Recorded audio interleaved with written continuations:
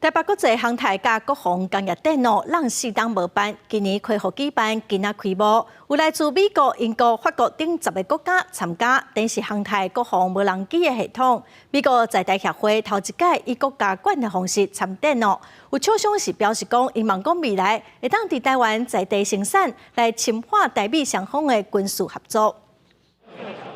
现场有280间企业，将近1000个单位共同参加。台北国际航太甲国防工业展，让4年14盛大举行，会当讲历届上大规模，吸引美国、英国、法国、德国等10国参加。展示航太国防无人机系统，国务协会董事长吴志峰表示，有超过8000个买主会到场，南方趁机会展示提升国防自主能力。 若无人机会当提供无对称作战的关键能力。到2030年的时候，无人机的产业会达到550亿美金。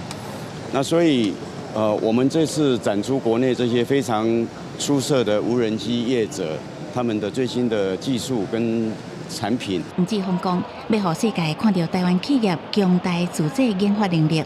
美方重视台北航太展，美国在地协会头一遍以国家馆的方式来参展，分享国防航太产业的上新趋势。 The strong turnout reflects the rapid development and growth of Taiwan's aerospace and defense industry, as well as the growing international attention to trade and investment opportunities in the Taiwan market.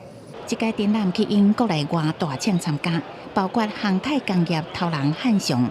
无人机研发大厂经纬航太等，那是全球上大的国防供应商，负责生产南方采购的 F-16V 洛克希德马丁公司是会场的焦点。另外，组织中共领导环台，美方未来的飞山步履系统，一定年底就会到台湾。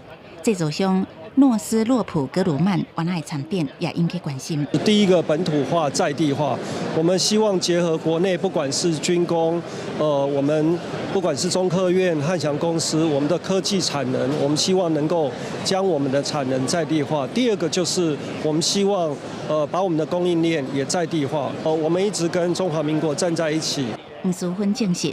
诺斯洛普格鲁曼要踮台湾，伫台湾扩大规模，是象征台湾优秀的工业实力，目标产能在地化，协助台湾打入全球国防供应链。